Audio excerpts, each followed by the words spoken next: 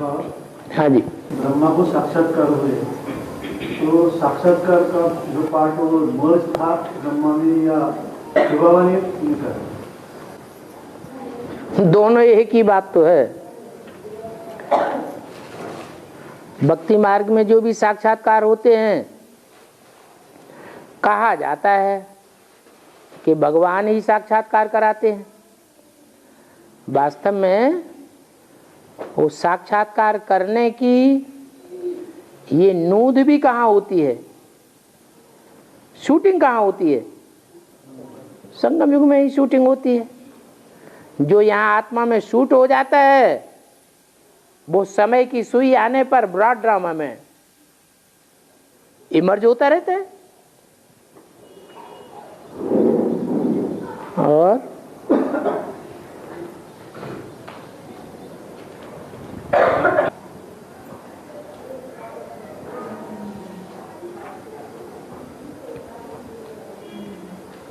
भक्ति मार्ग में त्रिदेव को 3 पुरुष रूप में दिखाया है। देवियों को त्रिदेव को त्रिमूर्ति में 3 पुरुष रूप में दिखाया है सबको। जिसको भक्ति मार्ग में बाबा, हाँ, भक्ति मार्ग में त्रिदेव को पुरुष रूप में दिखाया है। 3 ब्रह्मा विष्णु शंकर को, ब्रह्मा विष्णु शंकर 3 देवताओं को पुरुष रूप में दिखाया है। हाँ पुरुष रूप में दिखाया है। और ज्ञान मार्ग में 2 स्त्री रूप और 1 पुरुष रूप दिखाया है। ज्ञान मार्ग में 2 पुरुष रूप, 1 पुरुष रूप और 2 स्त्री रूप दिखाया है। नहीं, जो त्रिमूर्ति का चित्र है उस चित्र में तो जो दिखाया है वो तीनों ही पुरुष दिखाए हैं। वास्तव में ध्यान से देखें तो जो आदिदेव ब्रह्मा है वो ही ब्रह्मा से विष्णु बनता है। और विष्णु बनने से पहले अर्धनारीश्वर है, शंकर का रूप है। जो एक ब्रह्मा का पार्ट वो ही सभी ब्रह्मा वो ही पार्ट बजाते हैं, ब्रह्मा से विष्णु। हाँ, दिखाया गया है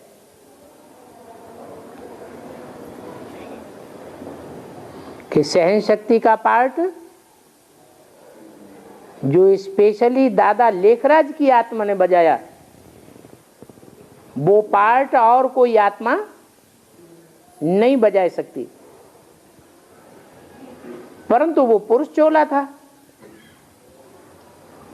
वही आत्मा जब कोई स्त्री चोले में प्रवेश करती है तो फिर जगदम्बा का पार्ट बजाती है। जगदम्बा और लक्ष्मी दोनों के संस्कार जब मिलते हैं तो महालक्ष्मी कहा जाता है। और राम और कृष्ण वाली आत्माओं के संस्कार मिलकर एक होते हैं तो महानारायण कहा जाता है। महानारायण और महालक्ष्मी दोनों का कॉम्बिनेशन ही विष्णु है। भक्ति मार्ग में विष्णु को पुरुष रूप दिखाया है।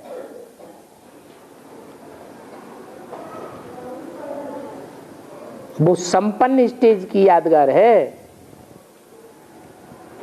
नंबरवार रूप की यादगार नहीं है। तो 100% संपन्न तो एक ही है ना,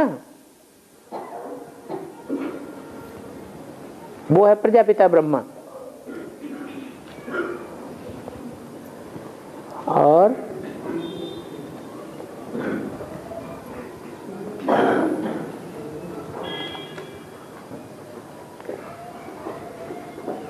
बाबा, गजानन बाबा कौन से देवता का रूप है? गजानन बाबा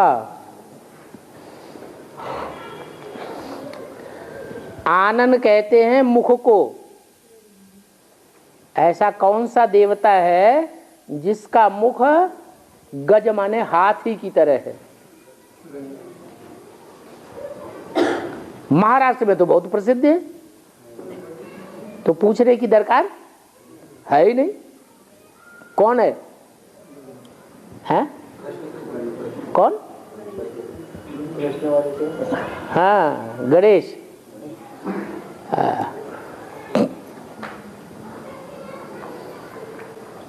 पांच देवी का नाम लिए तो पाप भस्म होता बोले।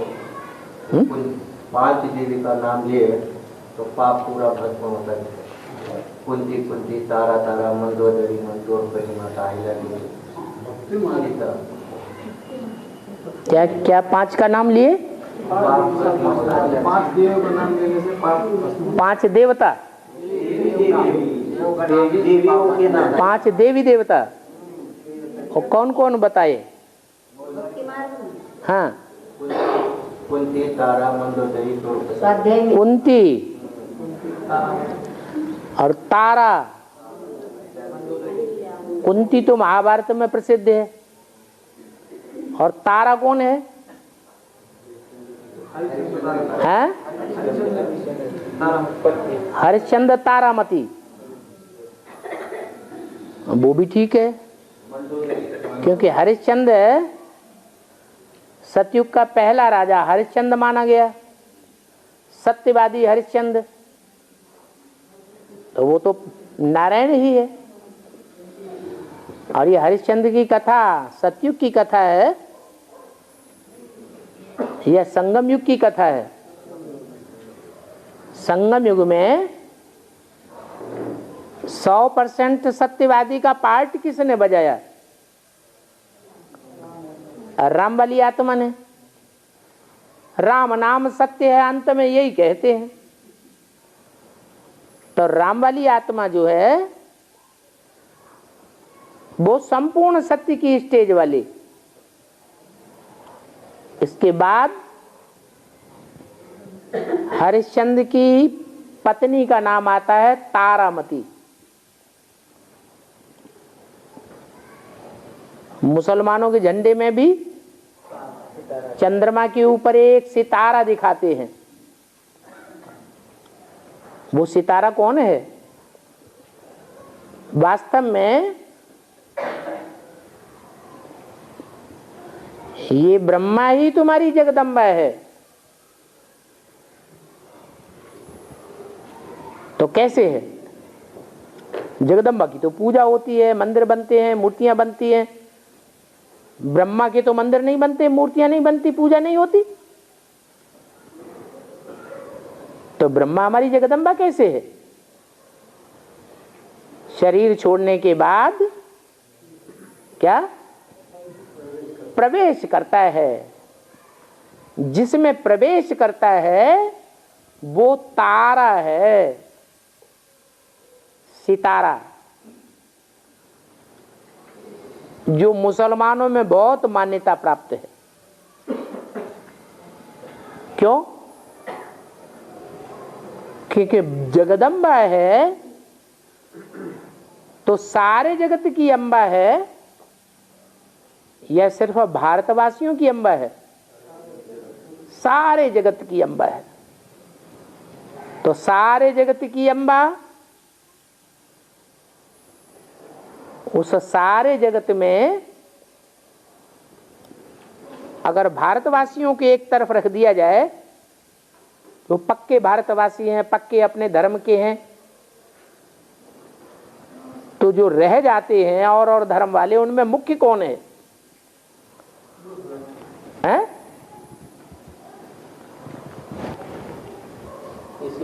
इस्लामी, मुसलमान।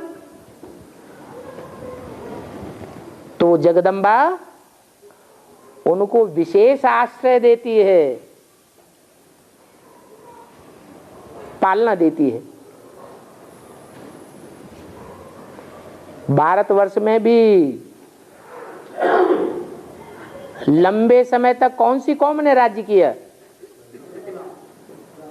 मुसलमानों ने राज्य किया। तो वो मुसलमान तारा को बहुत मानते हैं।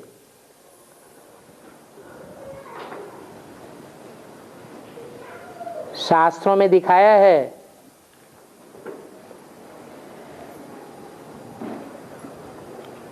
कि चंद्रमा ने तारा के साथ दुष्कर्म किया तो बुध ग्रह का जन्म हुआ।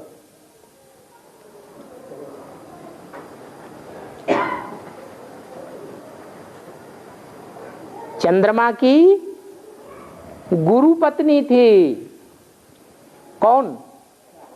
तारा। ब्राह्मणों की दुनिया में जो दादा लेखराज ब्रह्मा है उनका गुरु कौन है? है?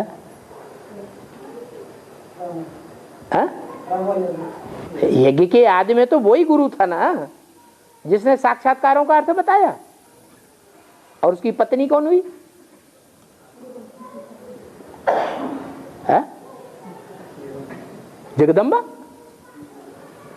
वही जगदम्बा दोबारा जन्म लेती है। उसी जगदम्बा को वो चंद्रमा आके फिर कंट्रोल कर लेता है। जगदम्बा महाकाली का रूप धारण करती है तो उसके मस्तक पर क्या दिखाते हैं? चंद्रमा दिखाते हैं। तो वो तारा कोई दूसरा सितारा नहीं है, वही जगदम्बा है। तो एक तो हो गई कुंती। कुंती कौन है? पांडवों की मां।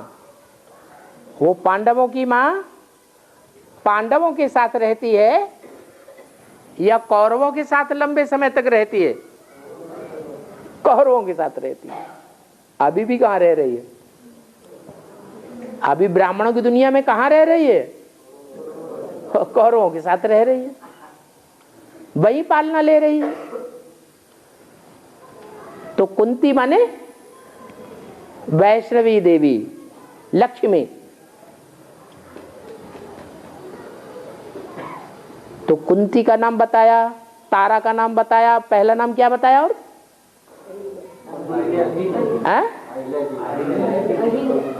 अहिल्या। अहिल्या अहिल्या देवी। ये तो किसी भक्त ने बनाई ये बात, क्योंकि जो अहिल्या है वो तो गौतम ऋषि की पत्नी का नाम है। क्या? गौ इंद्रियों को कहा जाता है, और इंद्रियों के साथ जिसने श्रेष्ठतम सुख भोगा है, ज्यादा से ज्यादा इंद्रियों का सुख भोगा है, उसका नाम है गौतम। तो बताओ, दुनिया में जितने भी धर्म हैं उन धर्मों में कौन सा धर्म ऐसा है जो इंद्रियों का सबसे जास्ती सुख भोगता है? इस्लाम धर्म। इस्लाम धर्म में भी कोई मुखिया होगा? इस्लाम धर्म का भी कोई बापों का बाप होगा या नहीं होगा? कौन है? रब लिया तुम। अरे वो तो सारी दुनिया का बाप है। यहां सिर्फ किस धर्म की बात हो रही है? इस्लाम धर्म की बात हो रही है।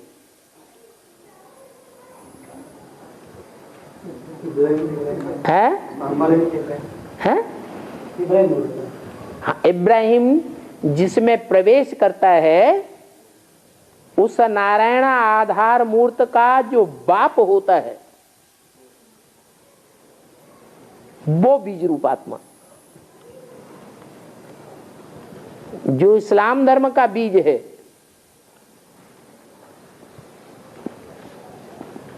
तो उसकी पत्नी का नाम हुआ अहिल्या।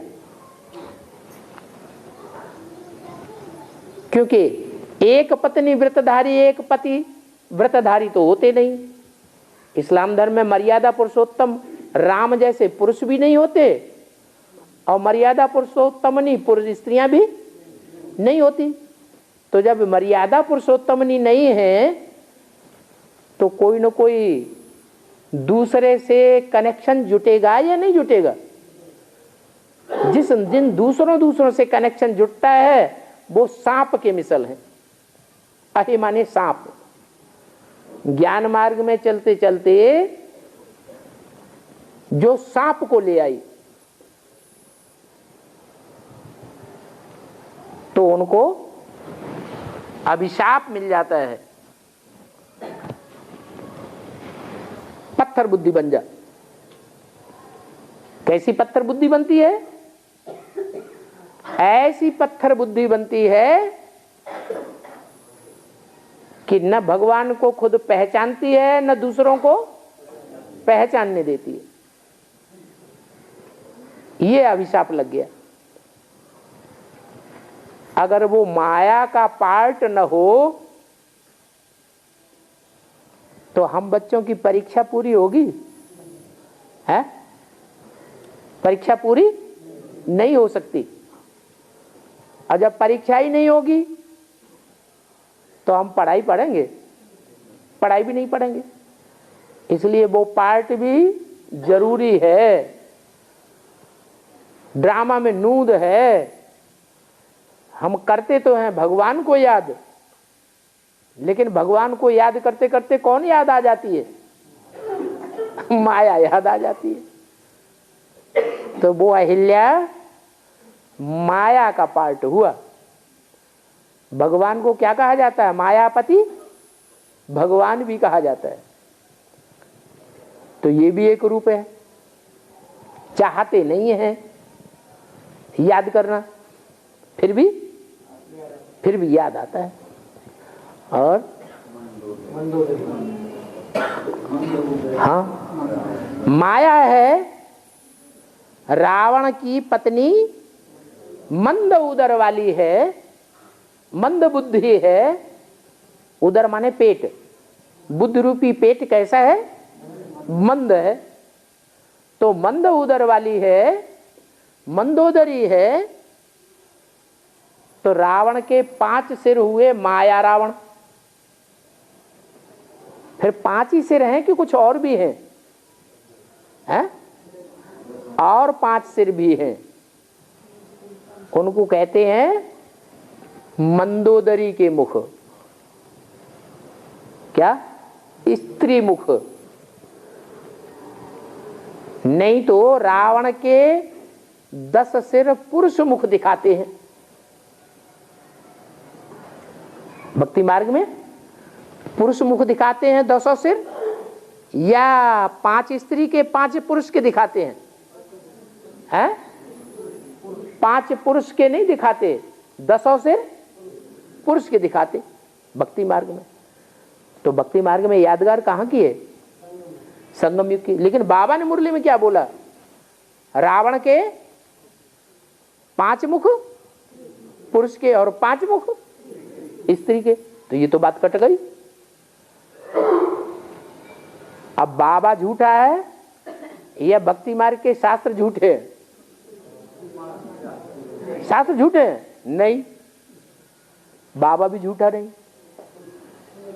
क्योंकि बाबा ने रावण के जिन 5 मुखों को स्त्री रूप दिया है वो वास्तव में प्रैक्टिकल में 5 स्त्री मुख ही हैं, लेकिन बाबा ने उन्हें रुद्रमाला में डाला हुआ है।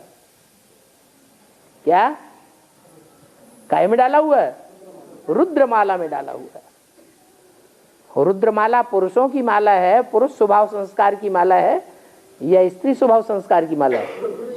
पुरुष स्वभाव संस्कार की माला है। इसलिए वो 5 पृथ्वी देवता, वायु देवता, जल देवता, आकाश देवता, ये 5 देवताओं का सम्मिलित रूप पृथ्वी जल वायु अग्नि आकाश, इनका संघात रूप है प्रकृति। ये प्रकृति माया की सहयोगिनी बन जाती है। इसलिए अव्यक्तवाणी में बोला है, कुमार का दादी ने जैसे ही शरीर छोड़ा उसके बाद अव्यक्तवाणी में बोला माया ने प्रकृति से हाथ मिलाई लिया। तो माया की कई गुनी ताकत हो जाती है। कहावत भी है, एक और मिलकर एक क्या हो जाते हैं, 11 हो जाते हैं। 11 गुनी ताकत हो गई। माया ज्ञान सागर बाप के ज्ञानी बच्चों को नहीं हरा पाती, खुद ही तंग हो जाती है। तंग होके शरीर भी छूट जाता है तो क्या करती है, माया प्रकृति से हाथ मिला लेती है, फिर 11 गुनी ताकत हो जाती है। बाद में फिर फाइनल पेपर आता है। तो भगवान का एक नाम प्रकृतिपति भी है, मायापति, प्रकृतिपति और लक्ष्मीपति। तो कितने नाम हो गए हैं? अभी अभी तो गिनाए। पहला नाम है अभी अभी जो तो भक्ति मार्ग के क्या नाम बताए हैं? वो चारों के नाम फिर से रिपीट करा दो।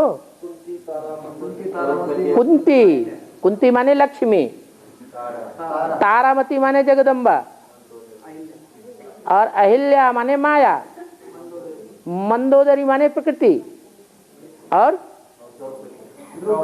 द्रौपदी। वो तो एक ही हो गया। ध्रुव पद है जिसका, वो ही द्रौपदी है। भक्ति मार्ग में जानते तो है नहीं। तुम सब द्रौपदियां हो तो नंबरवार ही ध्रुवपदियां होंगी, ये एक जैसी होंगी। सब माताओं की, स्त्री जाति की आज कलयुग की दुनिया में बेइज्जती करते हैं, जबरदस्ती करते हैं। तो जोर जबरदस्ती करना ये दुर्योधन दुशासनों का काम है। और घर घर में द्रौपदियां हैं, घर घर में दुर्योधन दुशासन है। और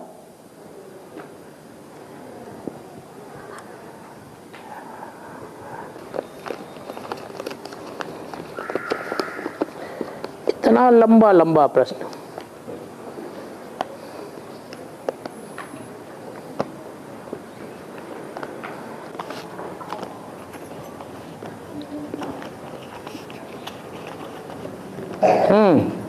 और बाबा कहते हैं कि मैं आत्माभिमानी से बात करता हूँ, देहाभिमानी सांडों से बात नहीं करता हूँ। तो अभी तो कोई आत्माभिमानी नहीं बने माने 2 मिनट, 4 मिनट, 1 सेकंड, 10 सेकंड कोई याद ही नहीं करते। कभी याद करते हैं, कभी नहीं करते हैं। जब याद करते हैं तो आत्माभिमानी, नहीं करते हैं तो देहाभिमानी। तो जो आत्माभिमानी है उनसे बात करता हूं, देह अभिमानियों से बात नहीं करता हूं। है, जब संपूर्ण आत्माभिमानी बन जाएंगे तो शिव बाबा को पढ़ाने की दरकार रहेगी? है, फिर तो पढ़ाने की दरकार ही नहीं रहेगी। है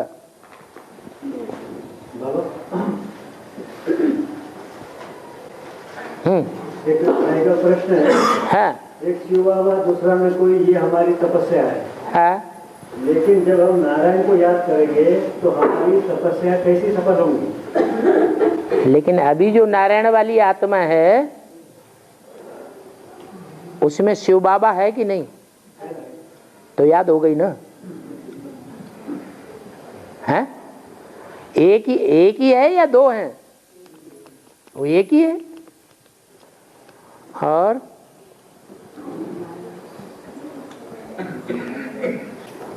हाँ, और दूसरा प्रश्न बाबा।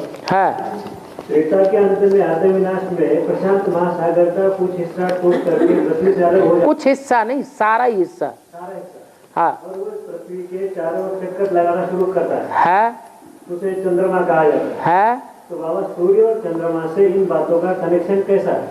सूर्य और चंद्रमा से इन बातों का कनेक्शन कैसा? आज जो टूट के अलग हो गया वो बच्चा हो गया पृथ्वी का। वो चंद्रमा जो है वो ज्ञान सागर का कहो, ज्ञान सूर्य का कहो, बच्चा है।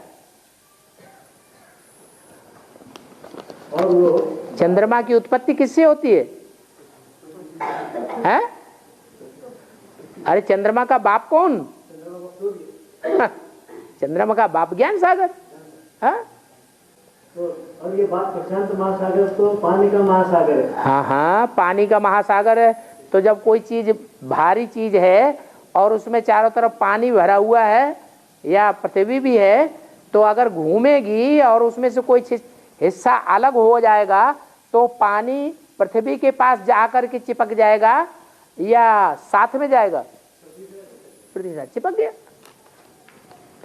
चंद्रमा में बड़े बड़े गड्ढे तो हैं लेकिन उनमें पानी है ही नहीं। पानी मनुष्य का जीवन है लेकिन जो जीवन है वो वहां है ही नहीं। और प्रशांत महासागर का हिस्सा चंद्रमा बनता है। तो पानी का कुछ अंश नहीं रहता है। मैंने वो वेरीफाई कराना था, क्या ज्ञान चंद्रमा ब्रह्मा अभी गीता का भगवान खुद को समझ के बैठा है ना? खुद को? हाँ। तो उस बात से कुछ हिसाब लगता है क्या? वो क्यों नहीं हिसाब लगता है? वही वेरीफाई करना। वेरीफाई क्या करना है इसमें? चंद्रमा में जल हट जाता है ना? हाँ? चंद्रमा के अंदर जब अलग हो जाता है हाँ, तो उसमें का जल हट जाता है। जल पृथ्वी में चिपका रह गया। तो उसका बेहद में ऐसा ये हो सकता है ना कि ज्ञान चंद्रमा अभी खुद को गीता का भगवान समझ करके बैठा है। हाँ, इस बात से उसका मेल खाता है क्या? क्यों नहीं खाता है? कलयुग के अंत में आकर के जितने भी बच्चे हैं वो माँ के ऊपर कंट्रोल करते हैं कि नहीं करते हैं? अकेले कृष्ण बच्चे की बात थोड़ा ही है। वो पहला पत्ता है। बड़े जो काम करेंगे बड़ों को देख, छोटे भी वही काम करेंगे। और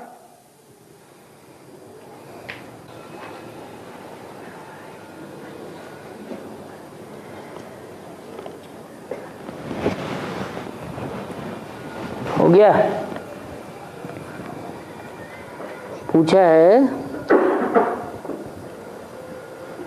108 मणकों में से 24 को छोड़कर सारे ही विदेशी विधर्मी हैं, तो फिर कौन सा लक्ष्य रखना चाहिए?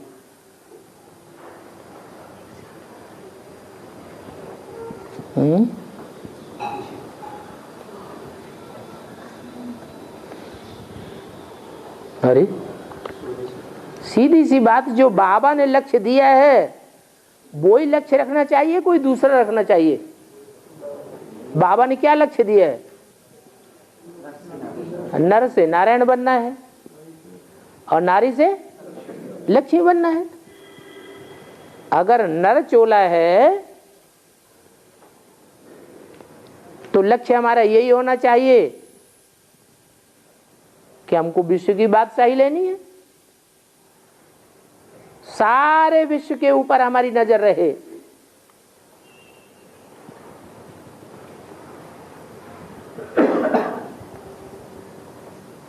हम किसी एक धर्म की तरफ झुके हुए न हो। जैसे सूर्य सारी दुनिया को रोशनी देता है, ऐसे हमारा भी लक्ष्य होना चाहिए।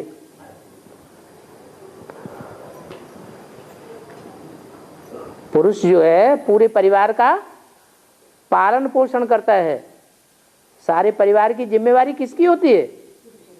पुरुष की होती है। माता की जिम्मेवारी तो जब तक बच्चे छोटे हैं तब तक माता की जिम्मेवारी है पालना करने की। बड़े हो जाते हैं तो माता की जिम्मेवारी थोड़ी ही है, पिता तो जिम्मेवार है।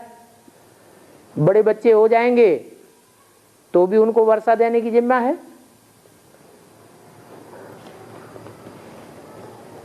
तो जो 24 मणके हैं वो 24 का हमारा लक्ष्य नहीं है। हमारा लक्ष्य 24 में जाने का नहीं होना चाहिए। हमारा लक्ष्य तो 24 में से भी जो पहले पहले हैं, 12 में से पहले, 12 चंद्रवंशी 12 सूर्यवंशी। तो अगर स्त्री चोला है तो हमारा लक्ष्य होना चाहिए कि हमें लक्ष्मी जैसा बनना है। पुरुष चोला है तो बाप समान बनना है। 24 का लक्ष्य हमें क्यों रखना है? और विधर्मी बनने का तो लक्ष्य होना ही नहीं चाहिए।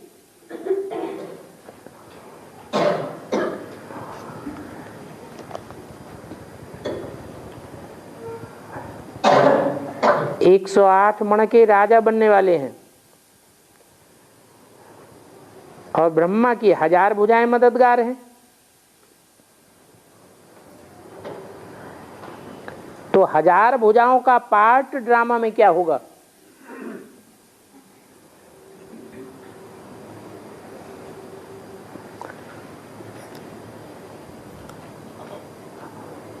वो 1000 भुजाएं वहां भी मददगार बनेंगी या नहीं बनेंगी? यहां मददगार हैं तो वहां भी मददगार बनेंगी। वहां कोई राजा थोड़े ही बन जाएंगे। कोई तन से मदद करेंगे लेकिन आंशिक रूप में, कोई धन से मदद करेंगे लेकिन आंशिक रूप में, कोई ऐसे भी होंगे, कभी हो सकता है कि धन से पूरी ही मदद कर दें। संबंधियों से, संपर्कियों से, परिवारजनों से पूरी मदद न कर पाए लेकिन धन सारा ही उड़ेल दे।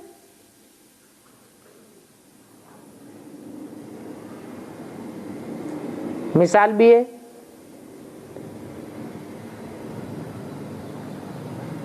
राणा प्रताप।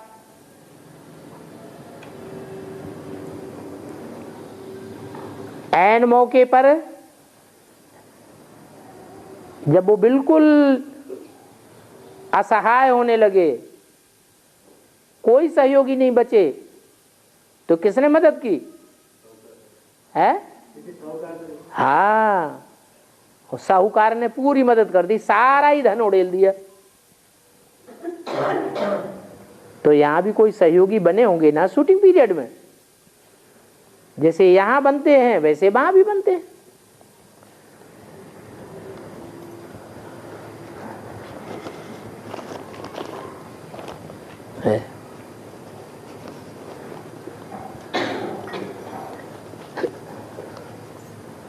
बाबा ने कहा है सबका पोता मिल आदि में सबके सामने खोला जाता था तो अंत में भी होगा। जैसे आदि में छोटे रूप में हुआ तो अंत में बड़े रूप में होगा।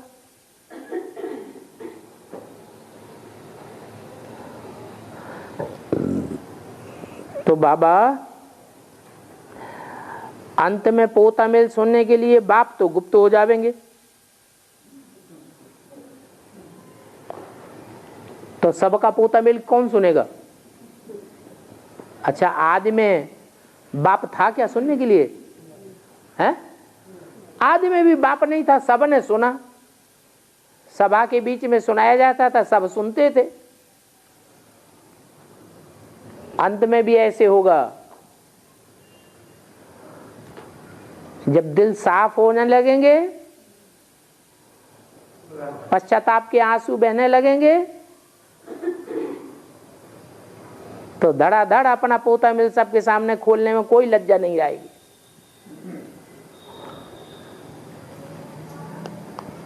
बाप के सामने तो अभी की बात है, अभी खोलेंगे तो दुनिया वालों के सामने नहीं खुलेगा। और जिन्होंने अभी नहीं खोला उनका दुनिया वालों के सामने खुल जाएगा। बाप को सुनने की क्या दरकार?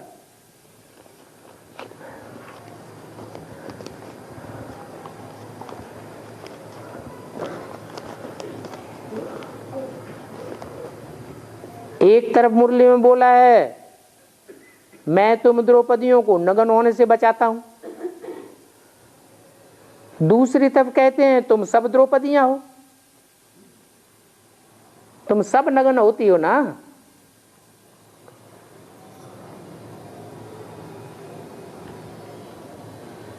तो नग्न होने का एक हद का अर्थ भी है और एक बेहद का भी अर्थ है।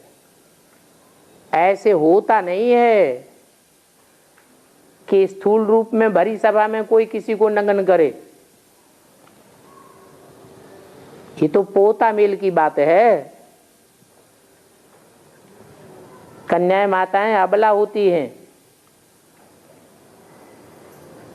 उनका पोता मेल पुरुष सबके सामने उजागर करते हैं, गुस्से में आते हैं तो बाप उनके पोता मेल को उजागर नहीं होने देते। मिसाल के तौर पर 98-99 में जब एडवांस पार्टी के ऊपर हमला हुआ, सरेंडर्ड कन्याओं से 2-2 महीने तक आकर के पुलिस ने पूछताछ की घर में घुस के। किसी एक कन्या के बाप ने बरगलावे में आकर के बाबा के ऊपर केस कर दिया।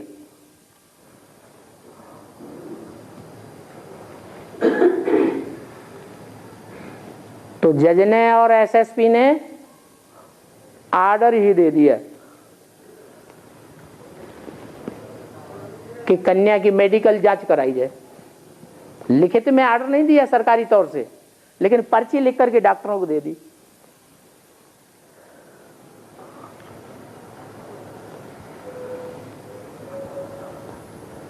अब ये तो सारी दुनिया के सामने नग्न करने की बात है ना। सरकारी तौर पर तो ये नियम है ही नहीं कि कोई किसी कन्या माता को जबरदस्ती उसका मेडिकल चेकिंग कराए, लेकिन कुर्सी के फोर्स में आकर के उन्होंने आर्डर ऐसा दिल दे दिया। कन्या हॉस्पिटल में गई, एक डॉक्टर आया हिम्मत करके, कन्या ने आंखें दिखा दी, वो भाग गया। फिर 3 डॉक्टर भेजे गए, जबरदस्ती की उसके साथ,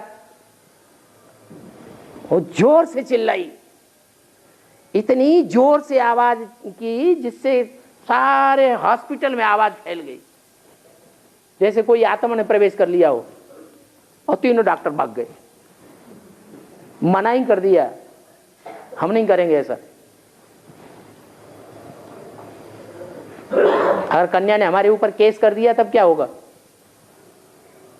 आप हमें लिखित में आर्डर दो सरकारी तौर पर, ठप्पा मार के, बात खत्म हो गई। तो किसने बचाया है? शिव बाबा ने बचाया।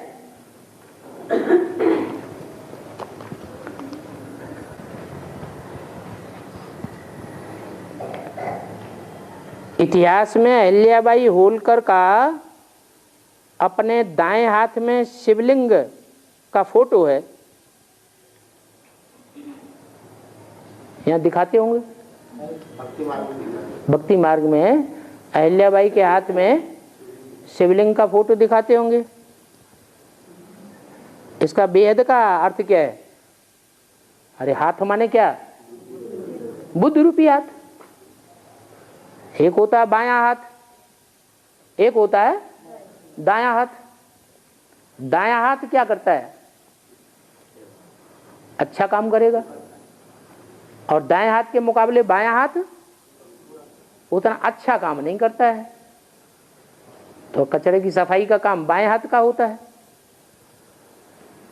तो ये दिखाया है कि अहिल्याबाई होलकर के दाएं हाथ में शिवलिंग का चित्र है। माना वो अच्छी बात है या खराब बात है? अच्छी बात है। बुद्धि में शिव बाबा के लिए अच्छे अच्छे संकल्प आए, कभी कोई बुरा संकल्प ना आए तो अच्छी बात है। जैसे शुक्राचार्य है, शुक्राचार्य की दाईं आंख फूट गई, इसका क्या मतलब हुआ कि वो अच्छाई देखते ही नहीं थे। क्या देखते थे? उन्हें देवताओं की भी बुराई ही बुराई देखने में आती थी। और धृतराष्ट्र की तो दोनों ही आंखें फूटी हुई थी। इसका क्या अर्थ हुआ? दोनों आंखें फूटी माना अच्छा भी नहीं देख पाते तो बुराई भी नहीं देख पाते।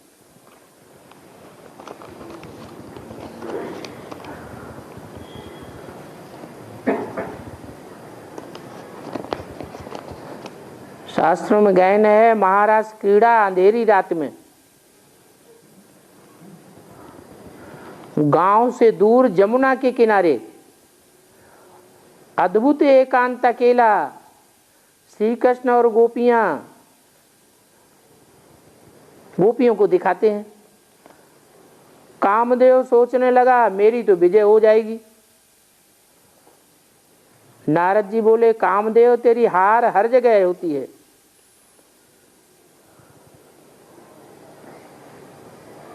नहीं, नारद जी बोले कामदेव तेरी हर जगह विजय होती है, लेकिन शंकर जी के पास और यहां महारास क्रीड़ा में तेरी हार ही हार है।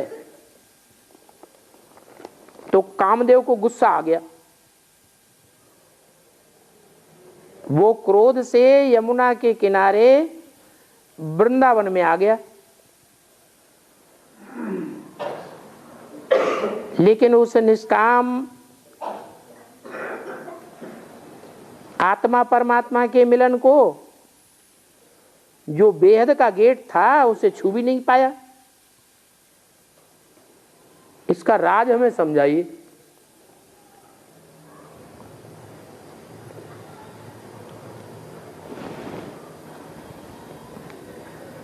राजयोग जिन्होंने समझ लिया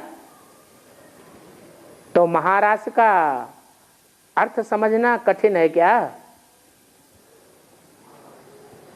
राजयोग माना क्या है? जिसमें राज छुपा हुआ है मन को कंट्रोल करने का।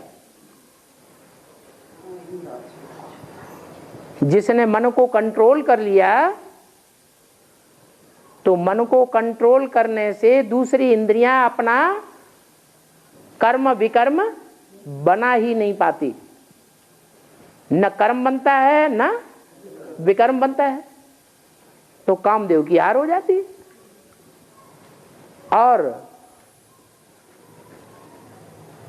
भागवत में जो महारास क्रीड़ा दिखाई गई है कृष्ण की, वो कृष्ण और शंकर जी का काम दहन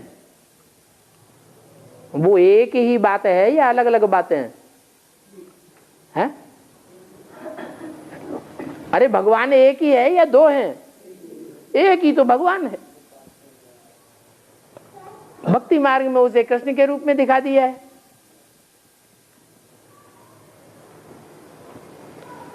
जो शैव संप्रदाय के लोग हैं उन्होंने शंकर को भगवान के रूप में मान लिया है। बाकी बात तो एक ही है सारी मन को कंट्रोल करने की बात।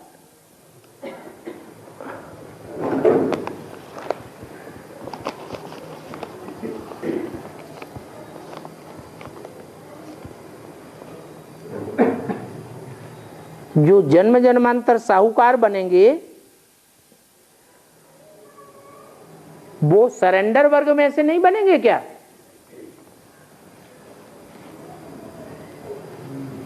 अरे जो सरेंडर हो गए उन्होंने तो पहले ही अपना सब कुछ तन मन धन समय संपर्क सब क्या कर दिया? स्वाहा कर दिया। कोई ने दुनिया को दिखावा करने के लिए स्वाहा कर दिया, बोलने के लिए स्वाहा कर दिया,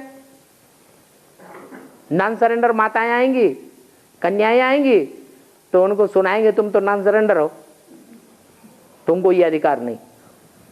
हम तो सरेंडर हैं, हमने सारा जीवन बाबा के कार्य में दिया हुआ है,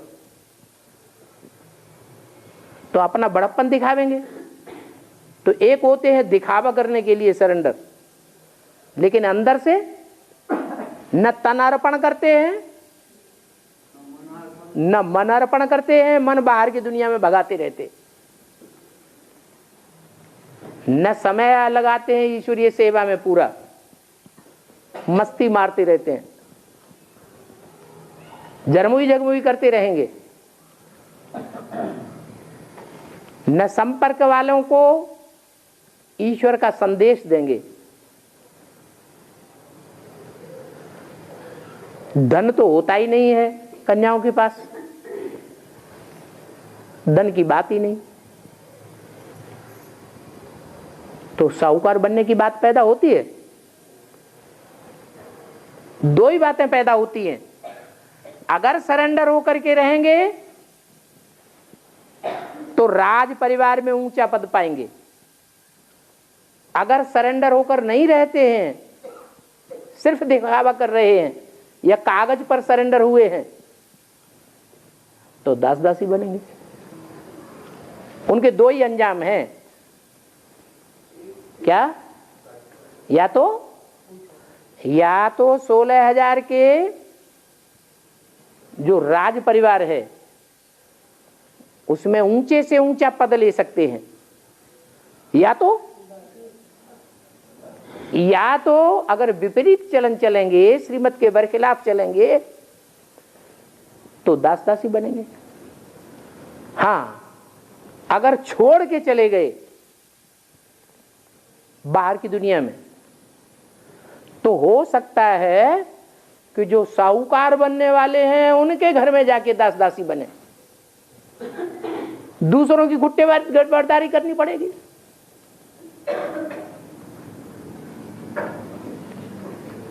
भाई बाकी साहूकार बनने की बात नहीं है। और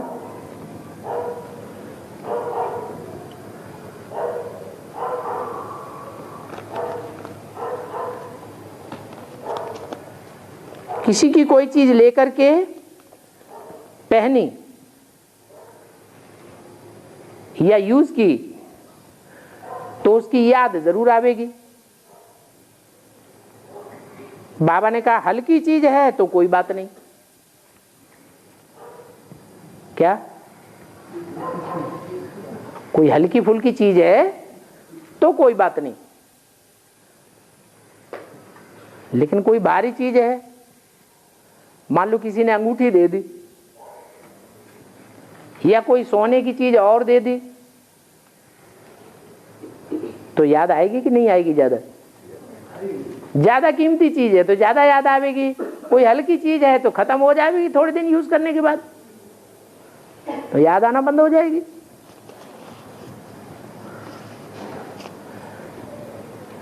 शंकर जी का बड़ा बेटा कार्तिकेय, वो शादी नहीं करता,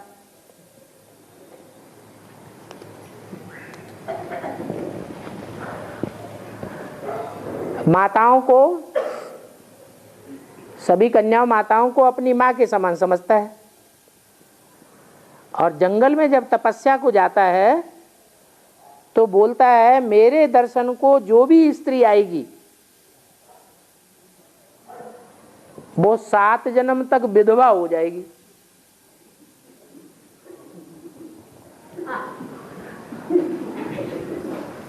माने जब बचपन है तो बचपन में तो 7 कृतिकाएं 6 कृतिकाएं जो हैं वो उसकी पालना करती हैं। वो 6 कृतिकाएं दूसरी नहीं है कोई, जो दूसरे धर्म की आधार मूर्त हैं माताएं, वो उसकी माता के समान पालना करती है, उनको कृतिका कहा जाता है। कृतिकाओं का पुत्र कार्तिकेय कहा गया है। पुत्र अर्थ में, फॉलोअर के अर्थ में एक मात्रा बढ़ जाती है। जैसे विष्णु का बच्चा वैष्णव, ब्रह्मा का बच्चा ब्राह्मण, ऐसे ही कृतिकाओं का बच्चा कार्तिकेय। तो छोटा बच्चा है तो वो माताओं को माता ही समझेगा, क्योंकि प्रैक्टिकल में पालना करती थी। फिर वो जवान होता है कि नहीं जवान होता है? जवान होता है। तो जवान होता है, जंगल में जाता है, तो सन्यासियों में कमजोरी होती है या नहीं होती है? कि परिपक्वता होती है प्योरिटी की? है कमजोरी होती है। कमजोरी ना हो तो घर गृहस्थ छोड़ने की क्या दरकार है? साथ में रह करके भी तो पवित्र रह सकते हैं। बाप क्या सिखाते हैं? साथ में रहो फिर पवित्र बनो। चीज है ही नहीं, फिर उसका कह दिया हमने त्याग कर दिया, तो त्यागी थोड़ा ही कहा जाता है। चीज है और होते हुए भी दूसरों के कल्याण के लिए उसका त्याग करे तो कहेंगे त्यागी। तो सामने अगर स्त्री आ जाती है सन्यासियों के, तो अपनी गलती तो नहीं बताते हैं, स्त्रियों को भड़का देते हैं। क्या? अगर कन्याएं माताएं मेरे सामने आवेंगी तो 7 दिन तक, वो 7 जन्म तक विधवा बनेगी। बेचारी डर के मारे आए ही नहीं सामने नहीं आएंगी तो उनको परीक्षा ही नहीं होगी। शिव बाबा तो बेहद का संन्यास सिखाते हैं, खुद करके भी दिखाते हैं। शिव बाबा करण करावनहार भी है कि नहीं है? करता भी है और बच्चों से कराता भी है। छू छू करके भागने की बात नहीं है, रहना भी साथ में है और साथ में रह करके विजय भी कर्म इंद्रियों पर पानी है। तो कार्तिकेय का संन्यास धर्म हो गया।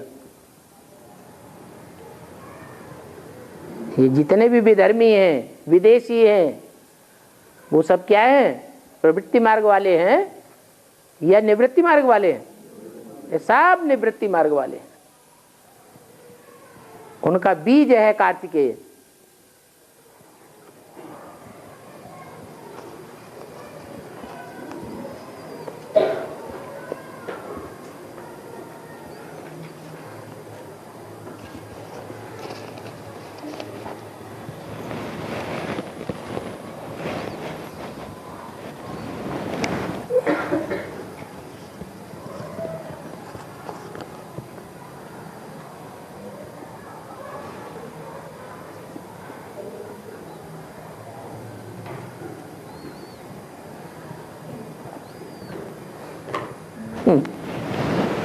कैसे कैसे प्रश्न ले आते हैं। सूरत वाले लड़ाई लड़ने लग पड़ेंगे बाबा से।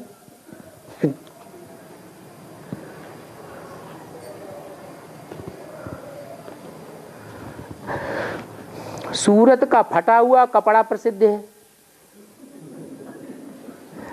और बनारस की साड़ी प्रसिद्ध है।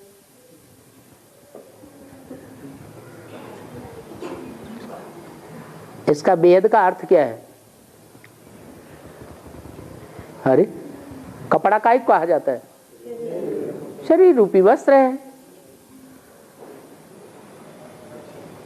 साड़ियों में बेशकीमती साड़ी कहाँ की मानी जाती है? हैं? बनारस की सबसे ज्यादा वैल्यूबल। क्यों है? अरे बनारस की यादगार कोई तपस्विनी मानी जाती है कि नहीं है? कौन? योगिनी कहो, अनसुईया कहो, काशी नगरी कहो, रुद्रमाला में तो सब तरह के बीज हैं कि नहीं है? सब तरह के बीज हैं। तो उनमें जो फर्स्ट क्लास साड़ी है वो बनारसी साड़ी मानी जाती है। त्रिदेवियां हैं, त्रिदेवों के समान बहुत ऊंची मानी जाती है। फिर उनकी भी पवित्रता को मात देने वाली कौन दिखाई गई है? हाँ, अनुसुईया दिखाई गई। क्योंकि जो त्रिदेवियां हैं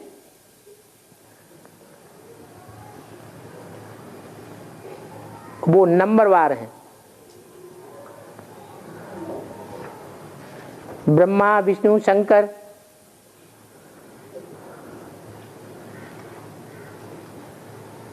कोई विजयमाला में से भी है, कोई रुद्रमाला से भी है। लेकिन रुद्रमाला में जो पहला ग्रुप है सूर्यवंशियों का, उसमें चंद्रवंश का मुख्य बीज कौन है? जगदम्बा है। लेकिन सूर्यवंशियों में दूसरा बीज है। चंद्रवंश का अंश मात्र होते हुए भी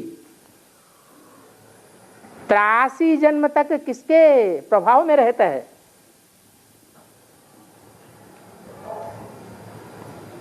हैं? अष्ट देवताएं जो हैं, अष्ट देव, वो 83 जन्म तक एक के प्रभाव में रहने वाले हैं। तो उनमें प्योरिटी ज्यादा होगी या कम होगी? ज्यादा प्योरिटी होती है। उनमें से अव्वल नंबर है दूसरा मण का।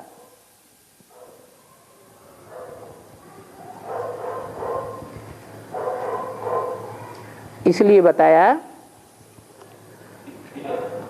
कि बनारसी साड़ी सबसे श्रेष्ठ मानी जाती है। उसकी कीमत ज्यादा है। बनाने वाला कौन है? है? अरे काशी नगरी किसने बसाई? शिव बाबा ने बसाई, स्पेशली बसाई। दूसरी कोई नगरी बसाई ऐसा गायन नहीं है। काशी नगरी बसाई। दिल्ली का नाम इतना बाला है, दिल्ली के लिए नहीं आता है काशी, विश्वनाथ गंगे।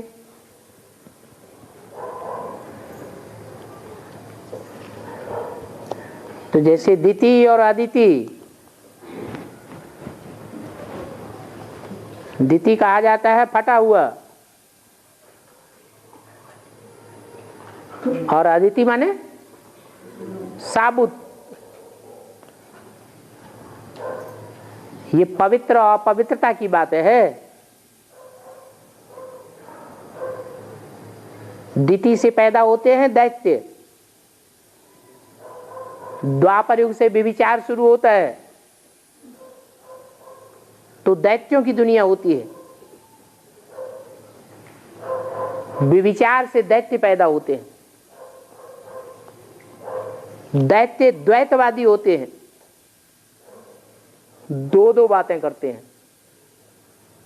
उनमें सच्चाई नहीं होती है। अदिति से अद्वैत पैदा होते हैं जो एक को मानते हैं। द्वैत माने दो को न मानने वाले। 4, 6, 8 की तो बात ही नहीं, दो को भी नहीं माने। अपने लास्ट पुरुषार्थी जीवन में उनका ऐसी स्टेज बन जाती है, एक शिव बाबा, दूसरा न कोई। बाबा अष्टदेव का जो दूसरा मंत्र है, तीसरा, दूसरा मंत्र, दूसरा वही प्रधानी है। हाँ जी, दूसरा ही प्रजाति है, दूसरा मन का ही प्रजाति है। हाँ। पुरानी जो माताएं होती हैं उनमें ज्यादा प्योरिटी होती है कि जो नई नई माताएं आ रही हैं आज, उनमें ज्यादा प्योरिटी होती है। पुरानी माताओं में ज्यादा प्योरिटी होती है।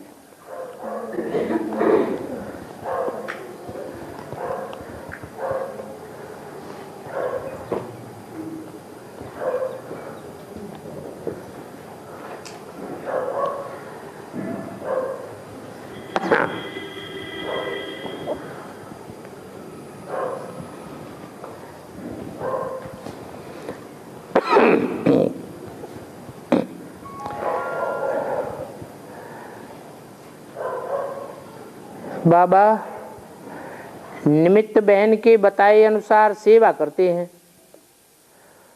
परंतु उस सेवा से निमित्त बहन संतुष्ट नहीं हो रही है और सेवा करने वाले की गलत गलत रिपोर्ट बाबा के पास भेजती है।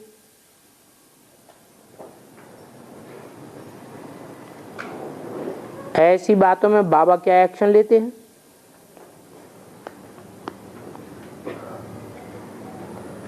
जो एक्शन लेंगे तो जिसकी रिपोर्ट की जाएगी उसके सामने एक्शन प्रत्यक्ष होगा कि नहीं है? तो पूछने की बात ही खत्म हो जाती। और